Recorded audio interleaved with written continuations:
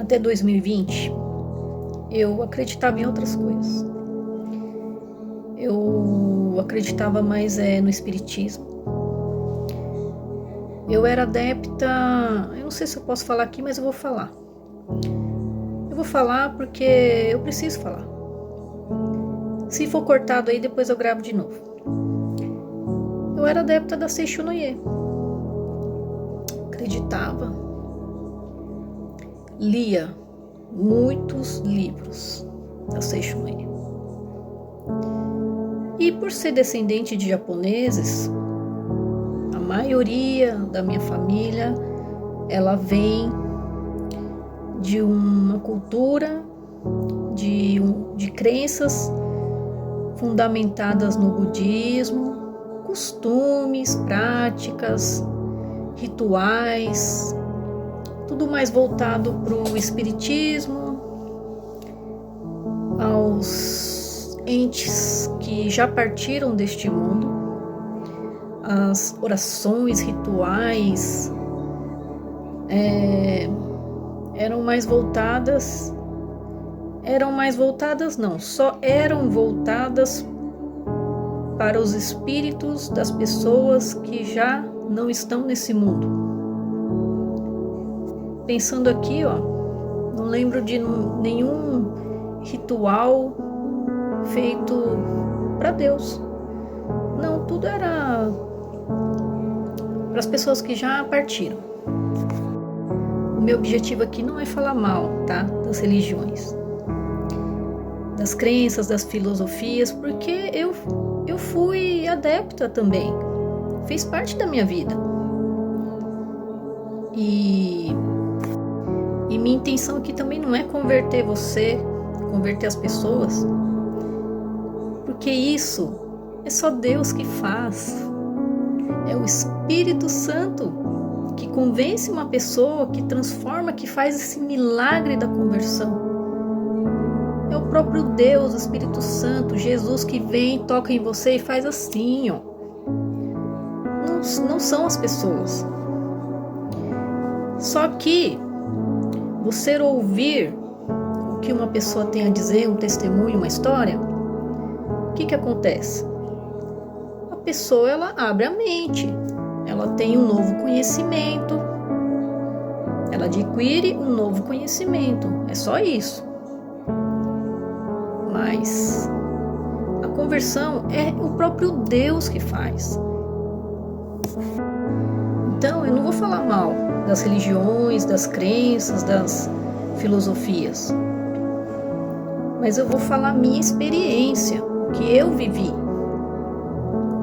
Então, eu acreditava sim no espiritismo, Allan Kardec, Seishonoye, eu lia muitos livros, pesquisava muito na internet sobre espiritismo. E como eu cresci numa família que a base espiritual sempre foi aí essas crenças, então a gente cresceu assim, a gente acreditava. Então em 2020 teve o que? A pandemia, uma época bem difícil, né? E aí nessa época difícil, meu pai, ele veio a falecer. Não foi de Covid, mas ele teve um mal súbito, um infarto. Então foi de repente, mas foi dormindo. E depois eu faço um outro vídeo separado sobre o meu pai. Mas e aí? Com o falecimento do meu pai, e a gente com as crenças voltadas para o budismo, essas coisas, ela foca muito no espírito dessa pessoa, né, que faleceu. E que a gente tem que fazer muitos rituais, muitas rezas, ler sutra, para que esse espírito não sofra, para que não fique preso aqui nessa terra. E isso fazia com que eu e minha mãe sofresse muito, muito, muito, muito. Era um sofrimento sem fim, que a gente só ficava 24 horas pensando: Ah, meu pai está sofrendo, ah, meu pai está aqui na terra ainda, a gente tem que ler a sutra, tem que chamar o monge lá, se não chamar aquele monge para orar, para fazer até esqueci o nome já, uma cerimônia aí, o papai não vai para o mundo espiritual e tudo isso. E a minha conversão aconteceu justamente nesse auge, desse momento de luto, mais ou menos na metade do ano de 2020. Meu pai faleceu em abril, mais ou menos de julho para agosto, que aconteceu a minha conversão.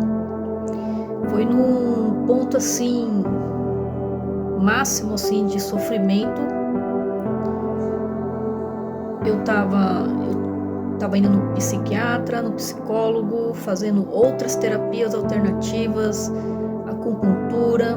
Minha mãe também, eu tinha insônia, minha mãe também estava passando muitos problemas físicos, ansiedade, precisava tomar calmante, por conta dessa carga, dessa opressão, ocupação. Então eu vou parando por aqui, mas eu quero finalizar aí com a verdade. Nós não temos contato, não temos como ter contato com as pessoas que já foram. E as pessoas que já foram, elas também não têm como ter contato com a gente. Há uma separação.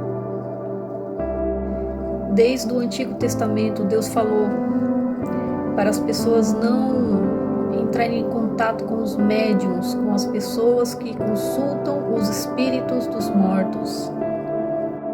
Porque na verdade essas pessoas, esses médiuns, eles estão consultando não os seus entes queridos, pessoas que já foram. Eles consultam os espíritos malignos. Mas você pode perguntar, mas por que tem alguns que escreve carta, faz a letra, fala de coisas que muito pessoais, né? Coisa que ninguém sabe, fala, conta segredos da pessoa que já foi. É porque os espíritos malignos, anjos caídos, aqueles anjos que se corromperam junto com Satanás, eles estão aqui na Terra. Está ao nosso derredor, ele pode estar aqui do meu lado. Então ele está vendo tudo. Ele vê o que a pessoa faz 24 horas. Então ele sabe o que você gosta, o que você não gosta, o que você faz, o que você não faz, o que você falou.